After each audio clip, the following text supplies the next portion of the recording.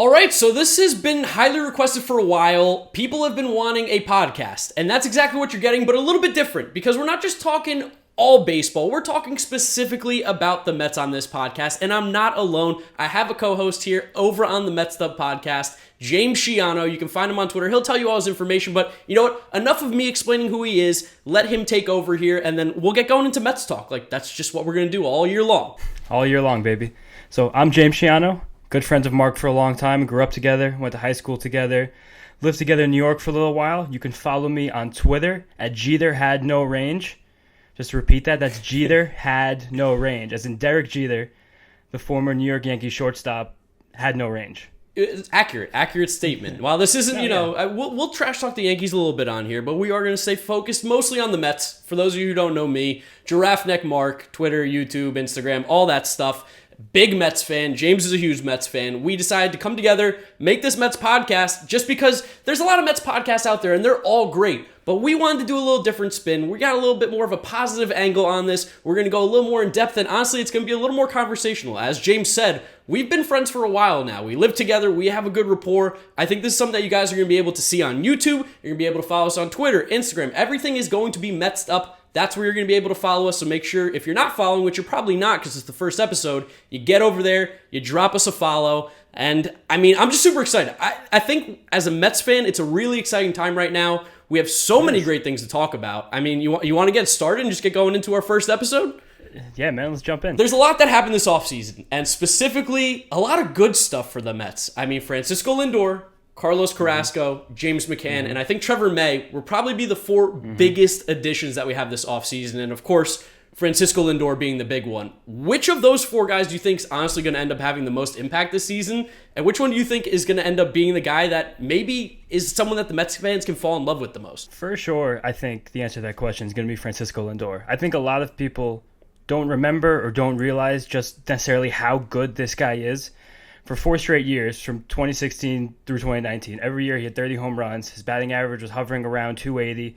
Gold Glove caliber defense, smile through ear to ear, encapsulated the hearts of the Cleveland fans. He took that team to the playoffs year after year. He truly is one of probably the 10 best all-around players in baseball, and his personality and his vibe and his demeanor are going to fit incredibly well with the Mets and just the fan base that we have here. You like that little softball question for the first one? I think everyone in their mom knew that the answer was going to be Francisco Lindor. Actually, Mark, I really think that Sam McWilliams and his rising four-seam fastball is really going to be the one who has the biggest impact on this team this year. Listen, not their MVP shortstop. Sam McWilliams has been looking really good. He was a guy that I know he's awesome. I want to plug him. Yes, we'll talk more Sam McWilliams.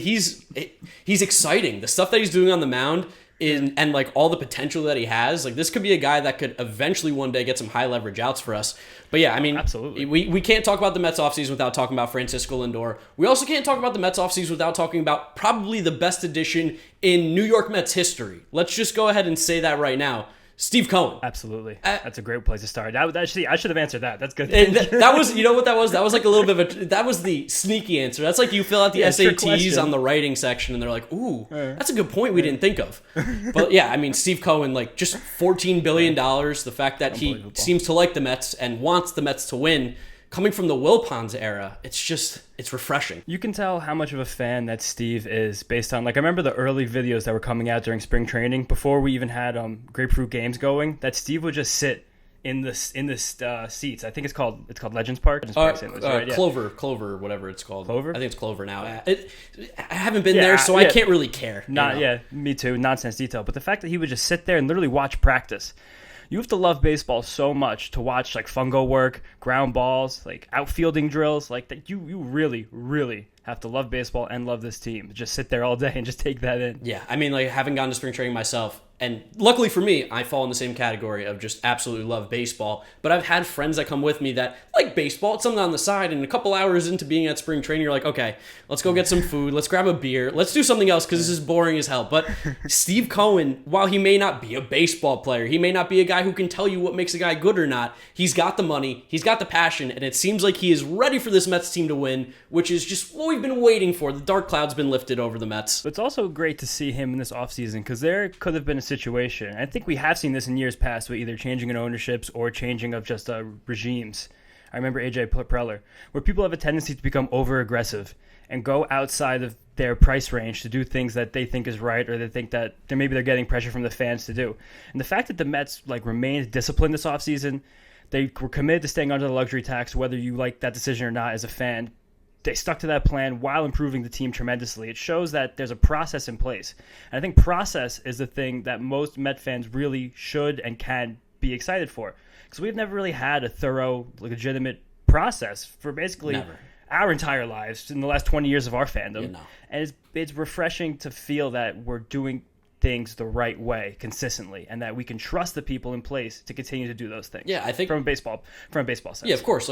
We were involved in the top 3 free agents on the market, and even technically DJ LeMahieu we were involved in. So you could say the top 4 guys, we had our hat in the ring, and that's something we haven't even done. So just the fact that we're making a conscious attempt to try to get better players on a team that's not that far away from being very good, which I think they are right now. Yeah, definitely very good. It's great, and we didn't put ourselves in a hole, like you said. Yes, we could have got Bauer for the $45 million a year. Yeah. How would that have handcuffed us going forward? I think he's going to be a great player, but that contract is going to maybe take away from Conforto, can take away from Syndergaard, Lindor. All the moves that we made this offseason seemed really smart. Yeah, absolutely, and especially also when you look at George Springer. The fact that there was a team who was willing to be more aggressive and offer someone who's over 30 years old, who's going to deteriorate athletically over the course of his contract, a 6th year, it's all the power to them. That's fine. But the willingness to step away from the table and understand that when you've been met, your value has been met, and now it's being exceeded, that's fine. It's more than fine. Yeah, and as you said, you're not going to sign everybody. No, and they would have helped us so much this year.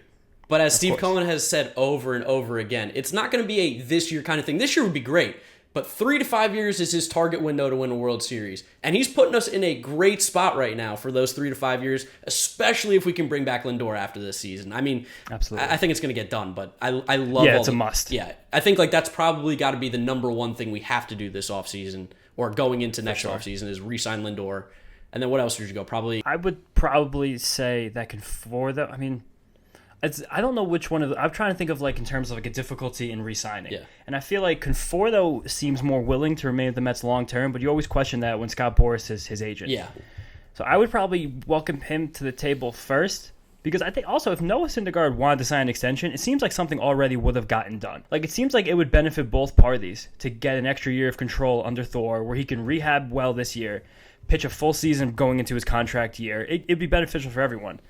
It just seems like maybe those two sides aren't as close as some people would hope they would be. Yeah, I think probably with Noah, too, a little bit has to deal with the fact that he probably wants to see what his health is like. I mean, I heard today, I think I saw a tweet that he wasn't even throwing 100%, and he was in 96, 97, which you love to hear that as a Mets fan. Because I think that honestly might have been flat ground, too, which is even, that might not be true, but that is just the fact that he's throwing that gas already is great. Is really, really good signs. But I think he's probably one of those guys, too, where he's like, okay, you know what? My value's at its absolute lowest right now. While there is a little risk, because let's just say there's a world where he can't pitch anymore, right? He blew it. But I don't think that's going to happen, so... What are you talking about? Why would you even say that? Listen, I'm just saying. I gotta say. Because Syndergaard, if he's not going to take the extension now, he's betting on himself. That's my whole... We're going back to the betting on himself. He's going to be fine. There's nothing to worry about there. I think the way that pitching contracts also have changed over the last few off seasons, you don't need to put... There doesn't have to be that much proof in your pudding, to get a large deal. You look at a guy like Drew Smiley, who signed this year for, I think, over $10 million a year for at least 3 seasons. I think it was 13. Yeah, 13. I think it was 3 for 39. He probably has less than 100 innings in the last 3 combined seasons. Yeah, he put out a 50 inning sample last year where he was very effective, and he was paid basically to the top end of what he could possibly be. Yeah, no. So I think knowing that, Noah Syndergaard realizes he could probably pitch 70 great innings this year, as long as the stuff is good and he's reliable and he's mechanically sound and nothing else flares up, he'll get probably the $200 million contract he covets. If not, just a 1 to 2 year bridge deal like we spoke about before. Yeah, so Smiley, actually, now looking it up, 1 year, $11 million. But still, like you said, that's a lot for a guy who statistically... It's really only 1 year? Yeah, 1 year, $11 million. Statistically a lot, though. Yeah, $11 million, yeah. For a guy who... Even if you look at someone we left out with the Mets offseason acquisitions, Taijuan Walker. Yeah. Taijuan Walker has barely also pitched over the last 3 years. He put together a 50 to 60 inning sample last season. He was rewarded with a multi-year contract. Yeah, and it was what did he come out to? He came out to 3 for 30. I think he's over $10 million a year, or right around $10 million a year for a guy like you said who in 3 seasons has thrown about 60, 70 innings. So Syndergaard has better stuff than all the guys that we've mentioned. We've seen him perform at an extremely high level. I'm sure he's like, I want to come out, prove it, and then I'm going to get paid what I deserve. I mean, Bauer just got $45 million, and outside the Cy Young, they had fairly similar kind of stuff in terms of how well they performed in the past. So Syndergaard could get some big money if he shows he's healthy. But I agree with you, though, back to what we were originally saying, Conforto. I think Conforto is the other guy. He's just like such a cornerstone of this franchise. Yeah, he's been there the whole time, too. He's our guy. Like, he was there for the 2015 World Series run, and he was such a big part. And, like, honestly, absolutely, everyone talks about Cespedes pushing us, but, like, you could also make the argument that Conforto is another huge reason why we got there. I think you reward your guys, and then, we get everybody else too. So definitely, especially seeing the way Conforto has improved, like on and off the field over the last few years. Like, he seems like he's kind of a more reserved guy, especially compared to people on this team like Pete and Dom, who love to be out there, love to be like in the mix. Yeah. Same with Lindor, but Conforto being reserved, he seems like that like strong silent type that like really can like set a level in a locker room. You need that. And I mean, like, just to have him around, like, he's getting to the point now where like his swing is probably like one of the better ones in baseball, and his eye and everything. Like, if there's just young guys who can be around and pick his brain, like what Brett Beatty has that nice left-handed swing too. I'd love to have him hang around Michael Conforto for a couple years and see what he can pick his brain from. Just talk. Yeah, just have a conversation. Say, hey, why didn't you swing at this pitcher? What are you thinking? Like, just get lunch, cup of coffee. Yeah, exactly. Be a leader. So I mean, yeah, the Mets. We got a lot of great problems. This is something we're so many good problems. We're not used to. The Mets have so many weird problems as a team. It's a bizarre array of issues. Like the fact that the Mets corners are littered with talent, dude. Like beyond repose. It's crazy how many good first, third, left fielders and right field players there are in this team. It's shocking. Well, you probably know where I'm going right now, because when we were planning what we were going to talk about in the first episode, this was like somebody who I wanted to go so in depth in and talk about. Luis Guillorme. Luis Guillorme has gone from a guy who was a bench bat with a good glove that you go, if we have to use him, it's whatever, he's an optionable player, to this guy's going to probably play close to 110, 120 games this year, I think. I hope. I mean, like, because he not only has the position flexibility of any position in the infield besides first base, but he's also hitting. He has good at-bats, and his glove is great at every single position. Incredible. Like, I don't know what you're thinking about him, but, like, I see him playing probably at least 3 or 4 times a week. Definitely. And something really seemed to click for Guillorme that night against Washington in 2019, the Friday night. I was at the game. Too. You also happened to be at that game. We didn't know each other were at the game. We didn't know we were at the game, and I was sitting with the 7 line, like first row, and I was a little drunk, I'm not going to lie. Like, we had a few beers, having a good time. And I remember even when that happened, I went, oh, we brought up Guillorme? I'm like, this is the guy we called up in a big situation, and he hit that home run, and like you said, it just something clicked since then. Yeah, I was sitting with 2 friends at the time of that. We were up in the upper deck, like behind the plate. And me and my one friend was very negative, and another one's very positive. And I was like, oh, this guy can't hit. My friend's like, oh, you're so right. My friend's like, he might hit the home run. The Mets hit the home run. He's going to do it. He's going to be clutch. And he did it, and we all just grabbed each other. Ah! Like, oh my God, Luis Guillorme. It was unheralded that he was going to hit that home run. But legitimately, he clicked in that moment. Maybe he changed something with his swing, a leg kick, and aggressiveness. But he has found actual power since then. Yeah. Since that moment, he has an OPS over 750. When earlier in his career, that's something you would have never thought possible. No, you thought if you got a 700 OPS out of him, it was okay because he was your backup guy who had a really strong glove. And you were like, well, take it for the few innings he's going to play. And that also kind of segues something I want to talk about with him, where his glove is so solid. Now that his bat is around league average where you can hope to be, the way the rest of this lineup works itself out, you realistically could get away with putting him on the field as one of the few defensive focused players that we have. Yeah. Like, our offense is going to be so good. Not that his is going to be bad, but he's not going to hit like JD or Jonathan VR. Of course. But at the end of the day, if you gave every single one of those guys 150 games in the field and 550 at-bats, if you had to say who would return the most value, you would probably come up with Guillorme. Yeah, which like that's just it's so weird to think about. It's crazy because like you said, literally 2 seasons ago, no way in the world would you have said that. No, he couldn't even hit. He might as well have gone up there with holding the bat upside down. Yeah, for like his first like 300 at bats. He went from being the guy who like caught the bat flying into the dugout in spring training. It's like, oh, he's a bit of a meme. To now it's like, no, this is a player. And I think like, to talk about Guillorme a little more, the spring training at bat he had the other day against Jordan Hicks, oh my God, I think just shows the type of improvement and the type of like value he brings to the team, because even in a pinch hit scenario, he's going to grind out an at bat. That's a spring training at bat. He could have looked at 3 pitches. I went down 0-2 against Jordan Hicks. Yes. That's it. And he had a 22 pitch at bat? 22 pitches. And he worked out a walk. Yeah, worked out a walk, and he was down 0-2 on the first 2 pitches. And he put 2 really nice little like jam shots like right over third base. Yeah. He almost dropped 2 of them in for like slight doubles. But like if you were to do that in an actual regular season series, that can change the course of how a manager will use his bullpen for the next 2 games. Yeah, if that's game 1 and Jordan Hicks comes in against the Mets, Jordan Hicks just threw 22 pitches to 1 batter. He has to stay in for the next 2 because of the pitch count 100%. thing, and they're not going to do the fake injury thing in spring training, because I mean he should have just been pulled anyway. Who cares about the rules? Definitely. But you got 22 pitches on 1 batter. At the absolute worst, Jordan Hicks is at the end of the line already, and he didn't even get an out. He's done for the series after that inning. There's no way he can come out there if he throws 35 pitches in one game. You need 2 days off. Yeah. That's the kind of stuff that you grind out over the course of a season that gives you wins, that like helps your margin, that brings up your range of outcomes to the fact where you need to win a division. You need to beat teams who are good on a regular basis. Luis Guillorme is reminding me a lot of like what we'd probably call like a Rays player, where it's like plays a bunch of different positions, plays them really well, has a good eye, puts the ball in play. Like he's kind of a Joey Wendell-ish type. I was literally about to say he's a lot like Joey Wendell. He kind of comes out like a Joey Wendell now. Yeah. And I think awesome. and That's that's a great player to have. Like Was that natural? Did you just think of that? I just thought of it right now. I was like, because when you were talking about like the putting him at third base, you put him over 150 games, like expanding his thing. I'm like, man, he's like Joey Wendell, and Joey Wendell that always happens to Joey Wendell. The Rays always go into the season. Everyone thinks Joey Wendell's going to be a platoon guy. Joey Wendell's going to play halftime. He's going to come in for a defensive replacement. And you look at Joey Wendell's end of the season, you're like, what? He had 13 homers and like 18 steals. When did that happen? How'd Joey Wendell play 150 games? Yeah, and he played third base in the World Series every single game. Like he's a guy that can play. Guillorme has played himself into more playing time, and I think he might play into being a legitimate like almost everyday player.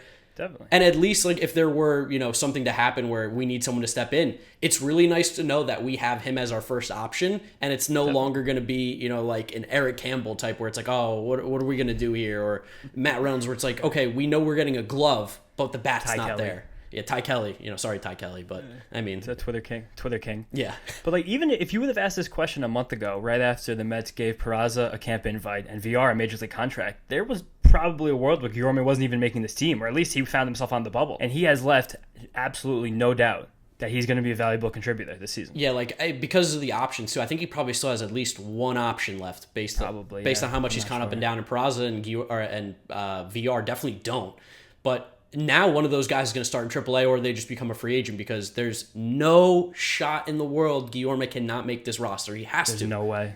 There's a better chance of him being in the opening day lineup. Yeah, I mean, you get a good... He actually does have one option left. Oh, he has one? Fangraphs check. Okay. Yeah, I mean, like, you got a tough righty like a Scherzer or, a Strasburg. How do you not start him over J.D. Davis, especially if you got Jacob deGrom on the mound, or you have Stroman with the ground ball possibilities with him? Yeah, Stroman and Peterson. I think you're going to see a lot, and that's how... I think that was early. It's a Stroman pitch today, right? Stroman pitched 5 innings today.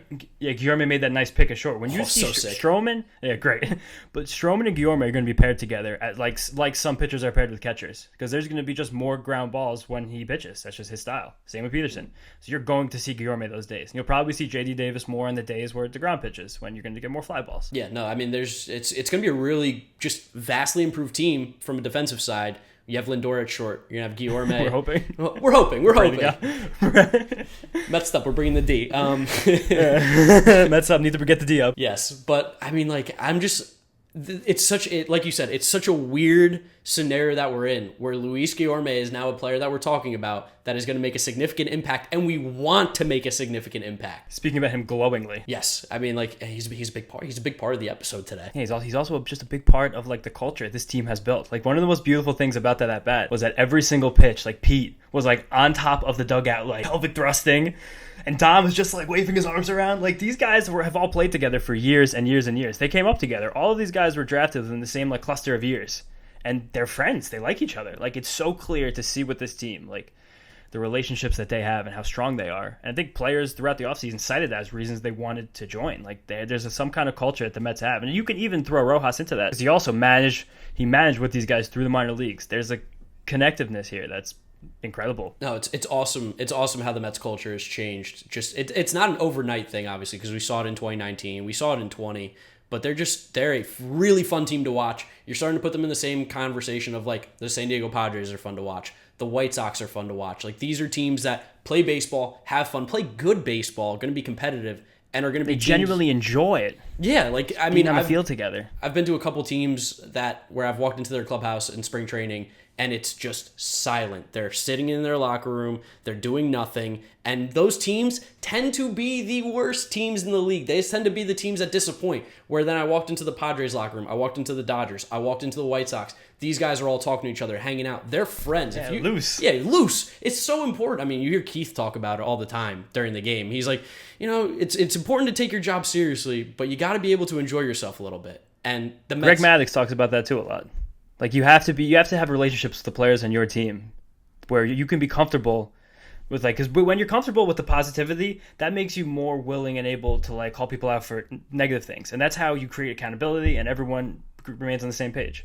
And it's like, when you then call those people out, it's not like because I don't like you. It's because it's like, dude, we got to do better. It's not like a calling you out thing. It's like, hey, let's fix this. Yeah, we're friends. This whole thing's an organism. This only works if we're all working together, which is beautiful. It's kind of sappy, but, like, I don't know. Listen, opening days around the corner. Yes, we've got positive thoughts. We got positive vibes with the Mets, and we want to capitalize positive vibes as much as possible. LFGM. I think that's, like, I love that slogan so much more than LGM. Yeah, it's great. It's just significantly better.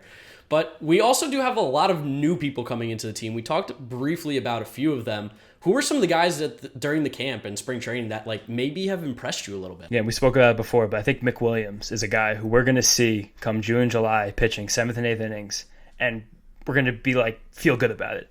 Sam McWilliams, he came in, I think he had a minor league contract, honestly. Yeah, he's one of these new age pitchers who he never had any type of production to boot ever, but he just has, like, the pitch specs and, like, the shapes and designs that he wants out of the pitches. Like, his fastball explodes. It's incredible. It comes out so nice. It's awesome.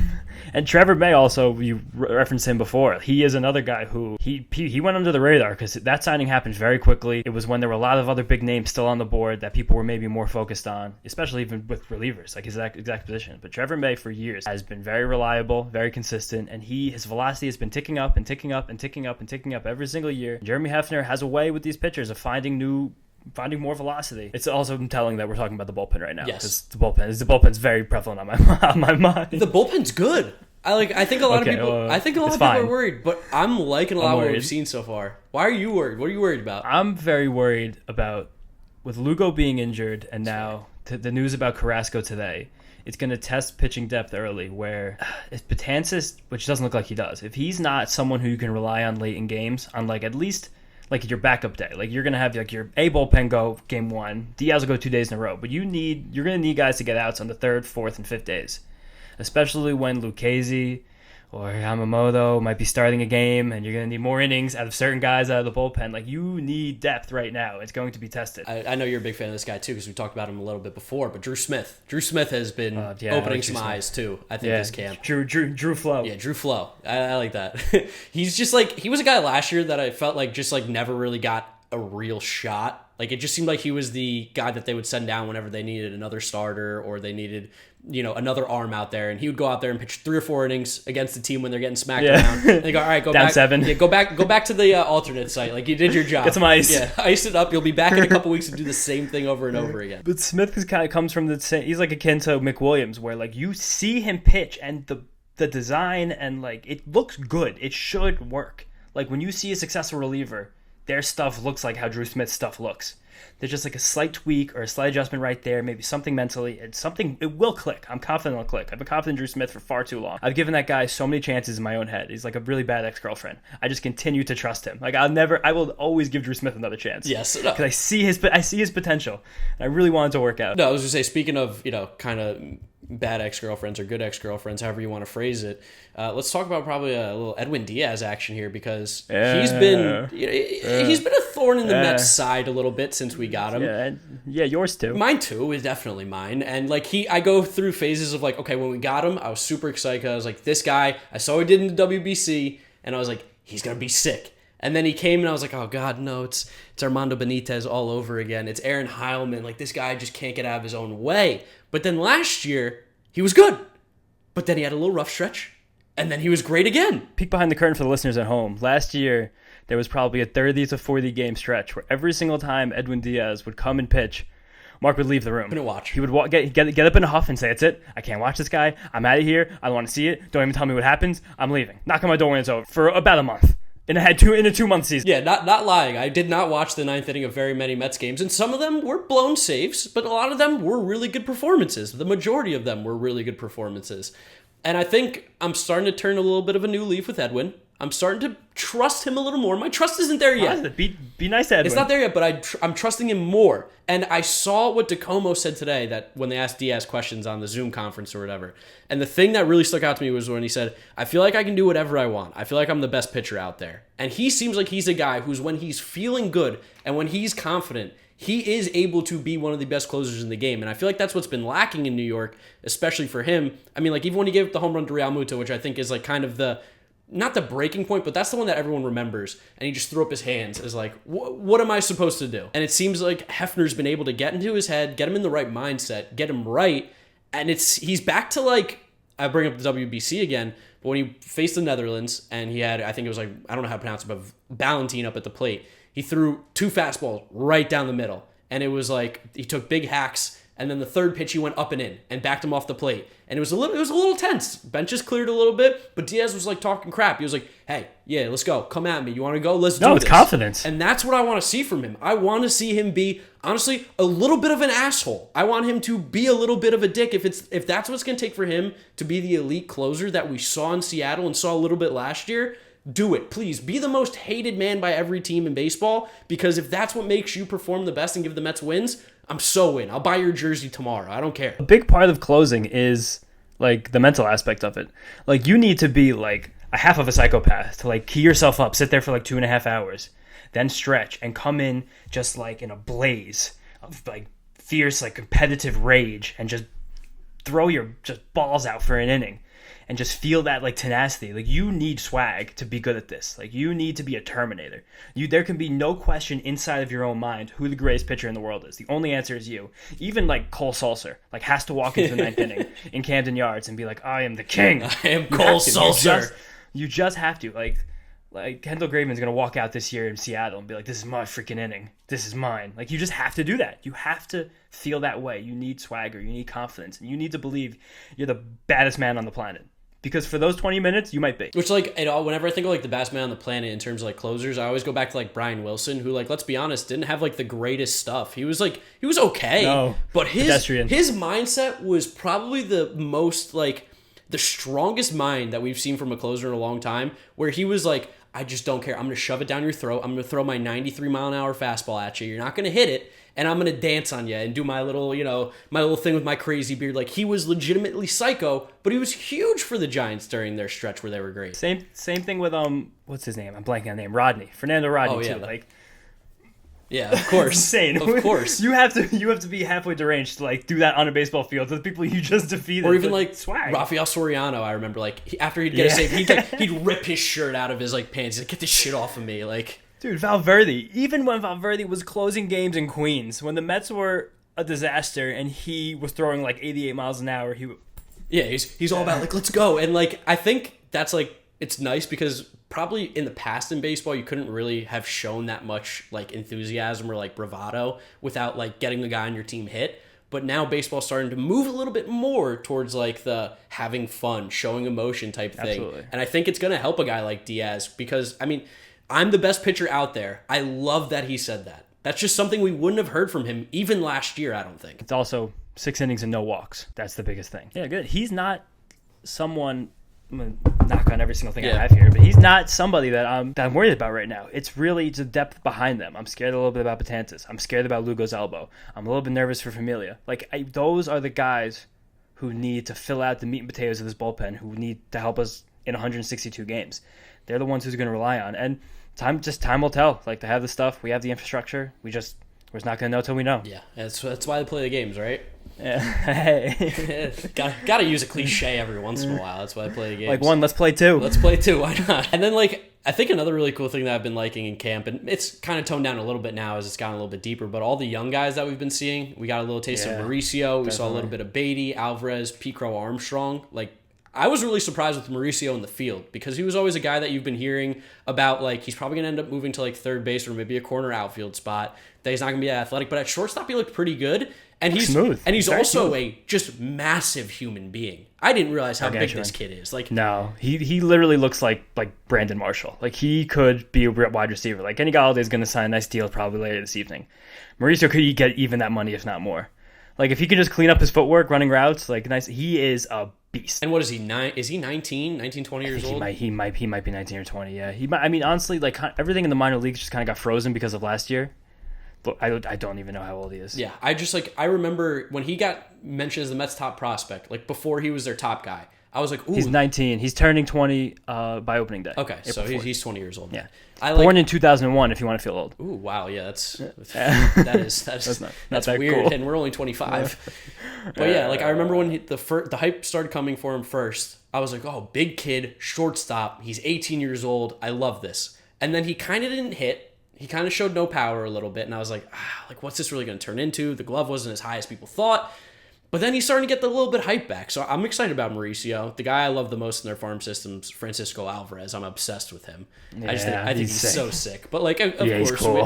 Catchers have got to take a little grain of salt with everything. I know. There's no such thing as a catching prospect. Because, it just doesn't. Kevin Plawecki and Tomas Nido and Josh Tolley all hit 330 in the minors at some point. So you can't tell me that Matt Wieters hasn't had his best season yet. I won't be convinced. It's still possible. I'll never quit. Who's the young guy that's impressed you the most so far this camp, if you had to pick one? If I had to pick one, I love all the guys we're talking about right now, but I really have a ton of confidence in Matthew Allen. There's been a lot of reports coming up through the grapevine of Matthew Allen spending time with DeGrom, spending time with Stroman, organizing his bullpen sessions around when those guys are throwing. There's been tons of pictures gone up on Twitter of, like, him, like, with a baseball, like, holding it. I'll use my orange, like, using it, pointing to his stuff. You want a guy like that who's a sponge. And that's the best part of spring training, that you can put all of these players together and the young guys can see what success takes and see the types of things, the habits, the tendencies that they need to reach that level. And I think Allen is a guy who's like his results this spring haven't been that great. It's very difficult for young pitchers to face major league hitters in the spring, but you can just see his process and you can see, like, his mentality and the things that he thinks about and the way he thinks about the game from a pitcher that's astronomically important. And again, that's, like, always the hardest thing, is figuring out that mental side of it and becoming, like, not just a thrower, because he clearly has the physical attributes. Yeah. I mean, he's another just, like, really big shoulders, strong kid. So the stuff is always going to be there. But if you can't put it together on the mound and actually pitch, that's what separates the guys that are pitchers from throwers.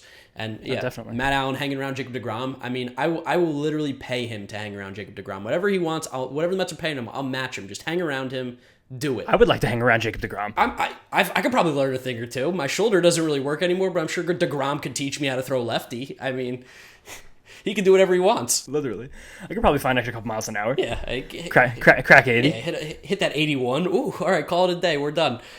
Matthew Allen's only 19 also. I thought he was a little bit older. I didn't realize he was a high school guy. Yeah, he was a part of the Beatty draft, I think, where they got him and Josh Wolf, who, thank you, Josh Wolf, for being a part of the trade package for Francisco Lindor. Appreciate you. One of the great Mets. Hope he has a great career. I really do. I hope he buys into the Cleveland Indians pitching over there and becomes Definitely. the next And I'm Shane sure Bieber. he will. Go ahead. Yeah, go for it, dude. Do your thing. AL Central, win it forever. We don't have to talk about the other players we've traded away, though. We can move on past that because, don't got to worry about that. And even P-Crow Armstrong, which was, their first round pick this year, he's a big, strong kid. Definitely. He like, a lot of the comps I've seen to him was Brett Gardner. When you see a Brett Gardner comp, you're not really generally excited. No, and that's what I saw when I was, like, doing all my draft stuff. I was like, Brett Gardner. I was like, and we took him, like, 12th. Like, yeah, he had a 15-year career, but He's never been even close to one of the best outfielders in baseball. And I see like to get like prospecty for a second, I seen a guy, Corbin Carroll, on the Diamondbacks, and I could see Pete Crow Armstrong. I can't say Pete because Pete makes everyone think of Alonso. PCA? I don't know what to call it. PCA. I can see him having a similar trajectory to Corbin Carroll, because Corbin Carroll, about the same size, they're both very speedy, contact-oriented players.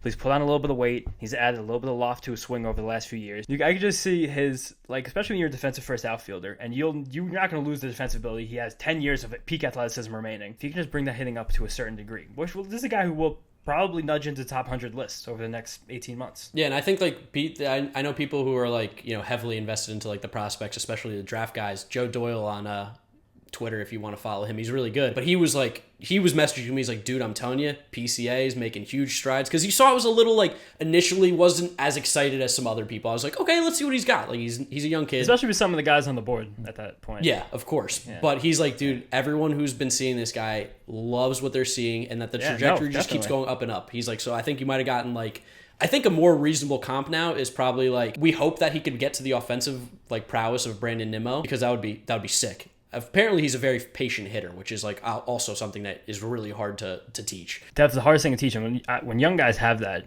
it's like the sky becomes the limit. Yeah, and that's like, you look at the top prospect list. Typically, if you look at like the guys who are super, super young and super high, it's because they have a great eye at the plate. A guy like Wander Franco, who also hits really well too. So.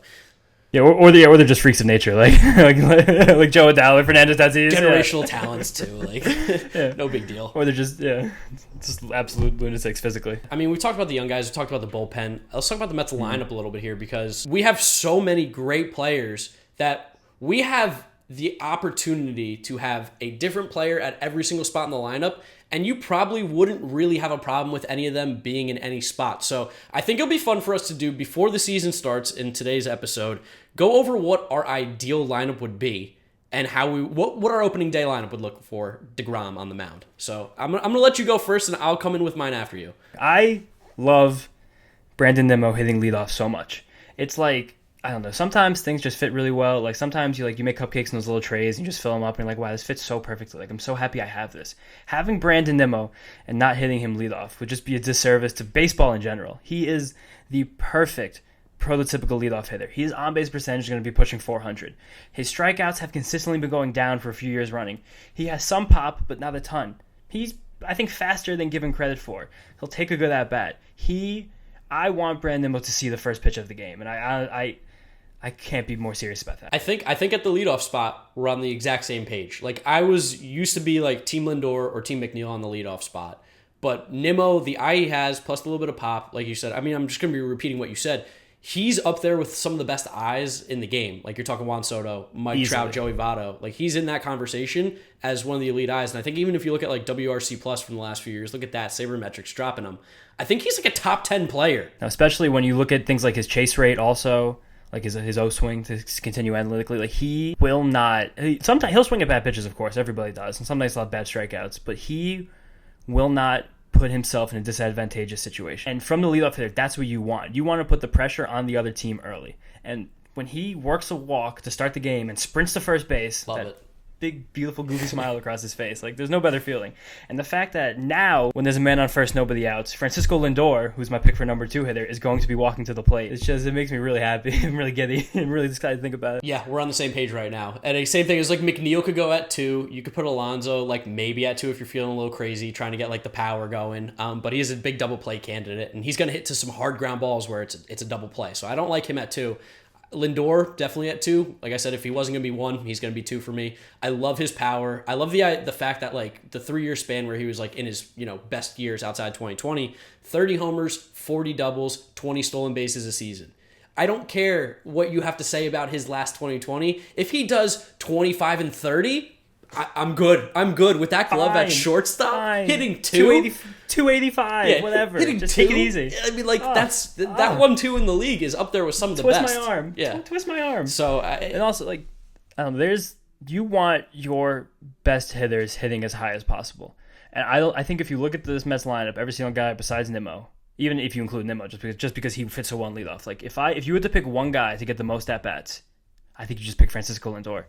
I think that fact alone means you have to hit him second. I want him to be at the plate as much as humanly possible this season. And I don't think Lindor is a guy that strikes out a lot either. So it's not like you even have to worry about, like, okay, if we want to steal Nimmo on 2 strikes, like, you can get a little creative. Mets don't do it too often, definitely. but you can do a hit and run with Lindor. He puts the ball in play. So For sure. I think, like, the Mets, that's something that they seem to be focused on too this year a little bit more, is like trying to be a little more athletic on the base paths and a little more aggressive, which they just haven't done recently.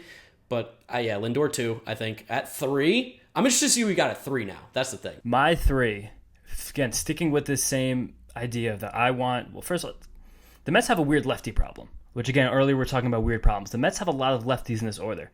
So the fact that you have a switch hitter like Lindor, again, thinking purely from like a lineup construction, facing bullpen standpoint, you want to stick a lefty with him. So you can have the switch hitter in between with the other lefty and move the lefties out so you don't have a glut of lefties later on in the bottom of the lineup. So I would put Michael Conforto in the 3-hole. Michael Conforto just is a 3-hitter. Like traditional baseball sense, he is a 3-hitter. He has power, but it's more about contact. He takes walks. He strikes out, but he doesn't strike out a ton. Like, he is smart. He's good at bats. He drives the ball to all fields. He can do so many things at the plate that a lot of other guys in this team can't do. And I really want to hit third. Yeah, I mean, like, you talked about wanting to have the best 3 hitters up, or you want to have your best players get the most at-bats often. We just named our best 3 offensive guys, arguably, on the team right there. So I can't disagree on Conforto.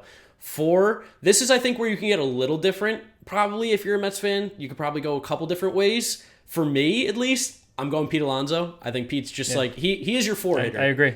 I agree. The big barrel-chested guy, comes up to the plate. He's got his bat. He does his little shimmy, his bat thing at the plate, and he just hits tanks. Like, people want to talk about the bad year he had last year, which, like, it wasn't good. It wasn't what we saw from his rookie season, but he still had, like an 825 OPS, I think.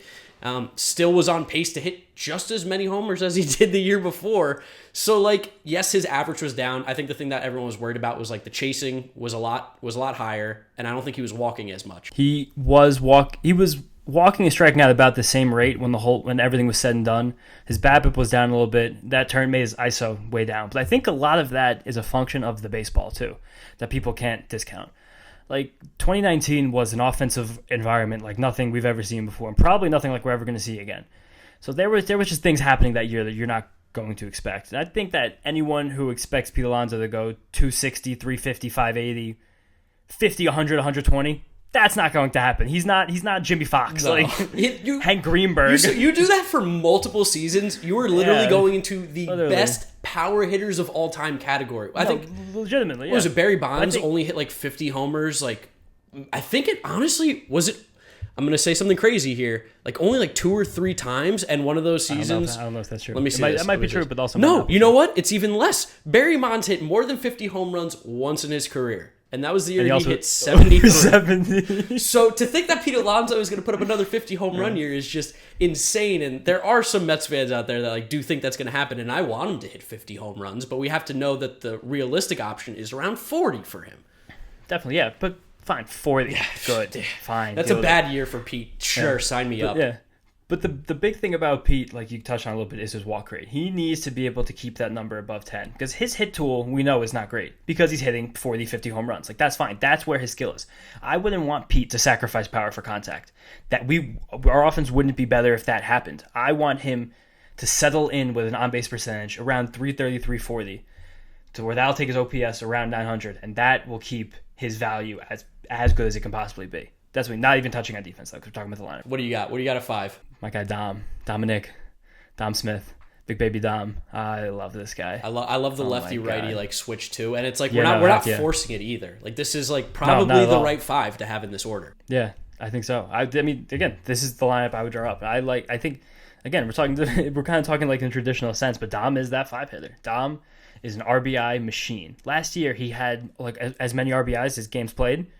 So somewhere around there, like something ridiculous. Dom was one of the best hitters in baseball last year. Yes, he is. And like, that's a guy who wasn't even pegged to be like an everyday player. And then he wasn't, because Dom was a top draft pick, and Dom was a very high prospect early on, like uber athletic. The Dom Smith story is crazy. Like, he basically, sleep apnea basically held this guy back for like 3 years. Our guy was literally like staying up every night being like, I just want to fall asleep. And then he has to go play baseball, and he's like, I'm so tired. and they're like, hey, just stress eat. They're just like, hey, how about you just like wear this machine and you're gonna be good. He's like, oh my god, I know how to play baseball again. Like, I'm back. He's like, have you guys heard of this thing called sleeping? It's this incredible new invention. I just learned about it. I'm a huge fan. And like after I sleep, like I feel better. 42 RBIs in 50 games last year for Dom. Yeah, it's really good. Amazing. And like people don't like RBIs, but like I mean, it's still RBIs, they're an antiquated stat. They care a lot about the things around you. Yeah. But it's just cool to see that like when given the opportunity, he does it. Yeah, that's it. I think that's important. I don't think you should punish someone for not having RBIs, but it's like, okay, if the guy does drive in people when they're on base, like that's important. No, definitely. I mean, I think the big distinction when talking about RBIs, to get like a little juju like analytic for a second, like you could talk about RBIs in the sense of something that happened. Yes. Not in something, they're not predictive. Correct. Having RBIs one year isn't really indicative of having RBIs the following years. So we can understand it and talk about how great it was that happened. But having 40 RBIs in 50 games doesn't mean next year is going to have 140 and 160. Yes, yeah, no, it doesn't correlate that way. No, it's not. But that's, again, fine. And again, I don't think Dominic Smith's ever going to hit 315 again either. I think he's probably going to settle into like a 275-ish, maybe push 280. Yeah, we saw him hit, 280 in 2019? Like I think that's probably more the numbers he is. Yeah, and even I think that, I mean, again, also because 2019, whatever. But he's a good hitter. His like hit tool is, I think, his calling card more so than his power. Which is why he fits a little bit better as like a 5-6 hitter, even like a 3-ish hitter than the 4, you know. But I think and that's fine. Like these guys have roles, and these guys are good at different things. And Dom's also gonna have his hands full in left field, so he's gonna be a little bit focused on that. So we'll see how it happens this year. Slim Dom. We might look up next year, and Dom will just be the center fielder. Dom's playing center field. He's Byron Buxton out there. He's just flying around making diving catches. Dom is 6 feet tall, 220, just cut up, like lean, just running around. He's on the Syndergaard workout. That's what it is. Okay, at the sixth spot now, I think my 6 is definitely McNeil.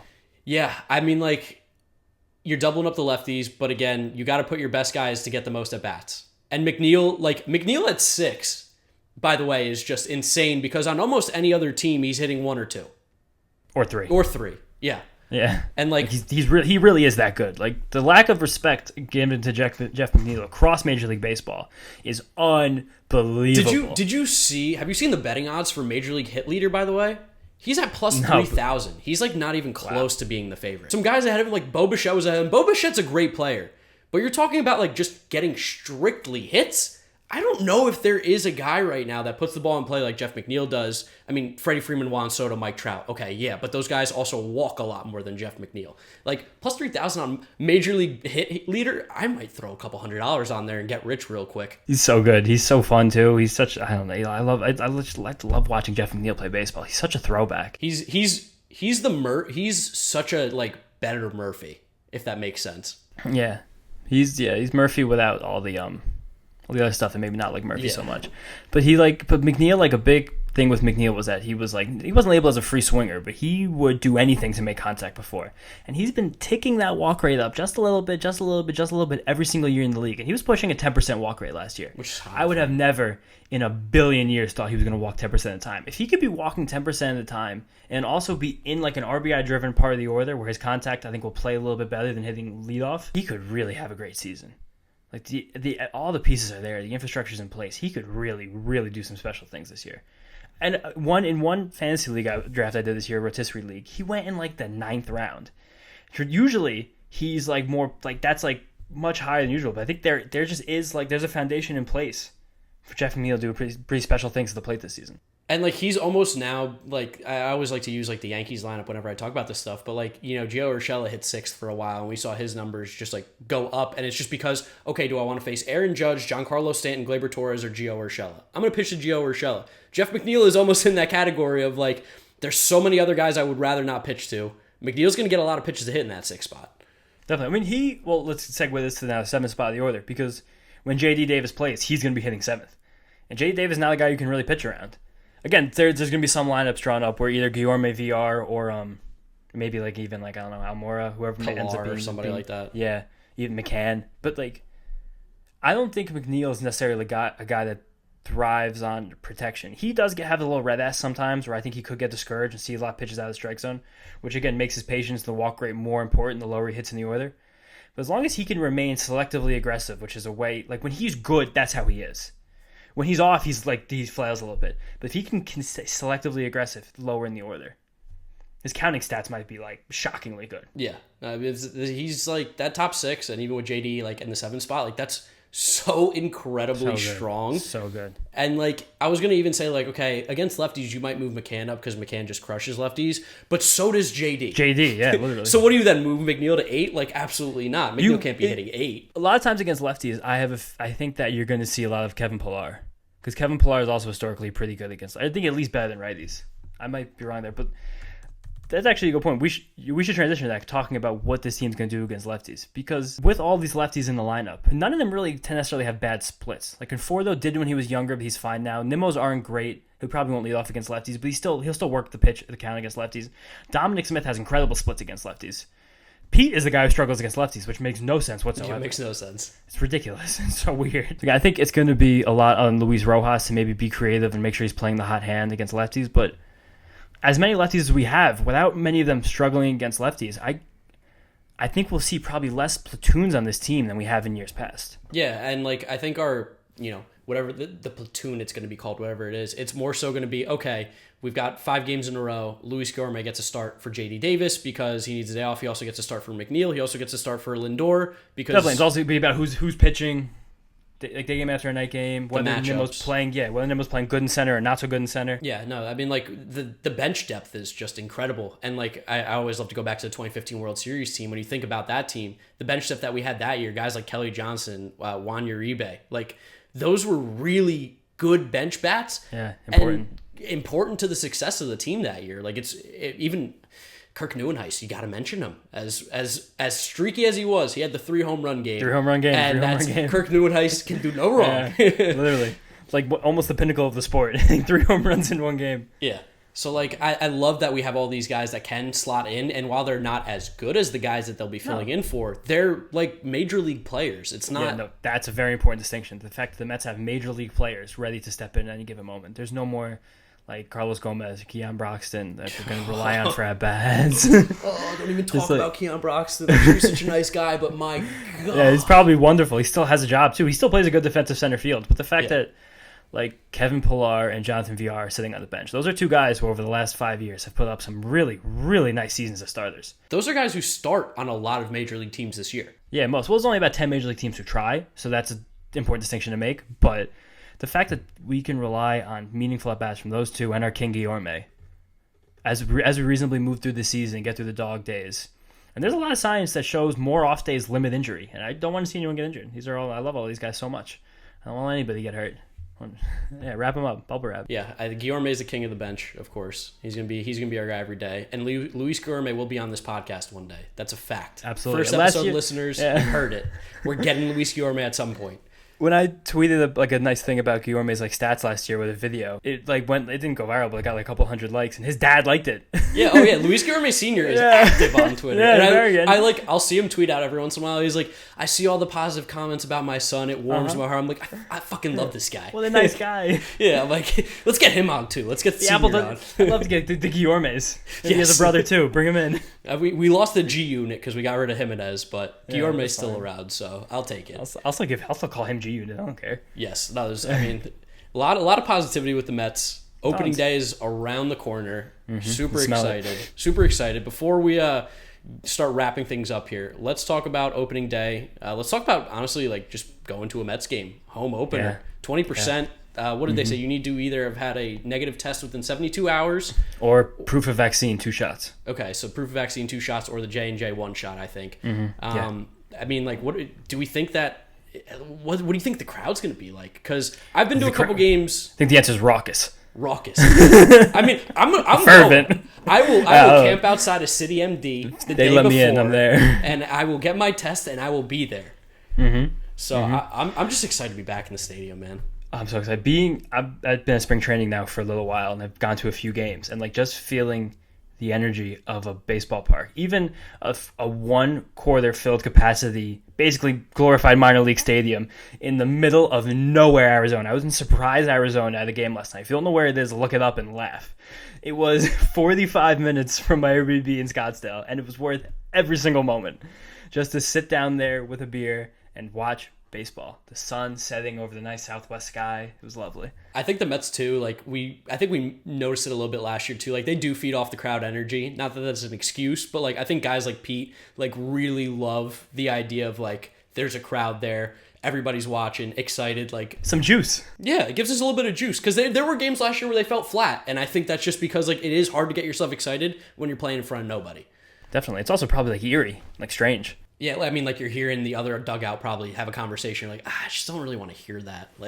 Yeah, no, that prompted a lot of fights last year. Yeah, or even if an umpire makes a crap call from the bench now, you can go back to saying shit, and it's going to be okay. Really chirp them. Yeah. The rabbit ears, no more tossing guys from the stands. No, or tossing. No, Strasburg last year got tossed. And their GM too, right? Rizzo. Rizzo tossed from the owner's box. Yeah. I mean, say what you want about the Nationals, but that was a great moment last year. That was really funny. What we're going to do at the end of every podcast episode is we're going to find a bad Mets take. I don't know what we're going to call this, segment. We're just going to do it. It doesn't have to be called anything. But I'm going to let you take the control on this one here because this is a little tweet you found. This is something you wanted to talk about. So let's hear the bad Mets take. Basically, Mark and I there's just we think there's this weird toxicity around figures of Mets media. People really benefit talking about the Mets on misery. And we want to change that fold because we're happy about the Mets now. The Mets are good. The Mets are positive. We're bringing the vibes. We're bringing good vibes to the Mets. So we want to bring light to the lunacy of people who say things that are ridiculous on a regular basis. And one of my favorite of these people, prominent member of New York sports media, his name is Brian Monzo. Still WFAN, right? Is WFAN? I think so, yeah. He's a producer, isn't he, or whatever? Yeah, it's Monzo. I think he's one of the people. I love WFAN. I've been listening to WFAN regularly since I was 7 years old, which is probably unhealthy, but past that. This winter, Monzo was very negative about the Mets losing out on many of the top free agents. He was upset about Real Muto. He was very upset about Springer. And I don't think he was upset about Bauer, but he was disappointed that we went head-to-head with a team like the Dodgers and lost. So when he was tweeting about how this was one of the worst Mets offseasons he could remember, so disappointing, someone went back on Twitter and found his tweet from 2014. And it says, at this point, I would rather keep Dylan G than Noah Syndergaard. Which I don't want negativity like that in my life, especially not around my team. Yeah, Dylan G was our guy at the time. He was doing some good stuff for us. But good. I like Dylan G. But I mean, even it's that's the kind of stuff that we're trying to avoid. We're not trying to be hot take machines. We're not trying to be the next great thing, trying to get all the clicks. That's what I do on my YouTube channel. We're not doing it over here on the podcast. I'm not predicting the Mets to win the World Series. We're trying to keep it realistic, but also still have that positive spin. Because baseball's just more fun when you're happy. Why would we want to be? Why would we want to go into a season which has the potential to be one of the best that we've seen in our lifetime and be negative? There's so many good things to be positive about with the Mets this year. That's the vibes. That's what I want all season long. Positivity. Yeah, for sure. Just positive vibes only. Bring it out. Think of us kind of like two Metsiahs. That was going to be our podcast name. We were thinking about the Metsiahs, but after some testing about it, it was some focus group work. It might be a little cloudy, but you can think a little of us too much, a little too close to the sun. But just we want to bring the good word of the Mets to everybody. We want to be happy, cheerful. We will be upset. There will be times when we're going to be upset. We're going to be disgruntled. If we're 24 and 22 on May 19th, I'm going to be very, very disappointed. Got a lot to say. Yeah, but there needs to be this good feeling around this team right now. We want to help generate it. Yeah, I think positive vibes. This team is very positive. The guys on the teams are very positive. I mean, you got Stroman, who that's his whole thing. Is just keep it positive. I don't want this negativity around me. Almost to a fault. Almost, but you know what? I would rather him be so much more positive. Oh yeah, for sure. Than be even slightly negative. Yeah, I don't want to mope. No, yeah, mope. Oh, we got rid of our mope, so we're good. But yeah, I mean, see you later.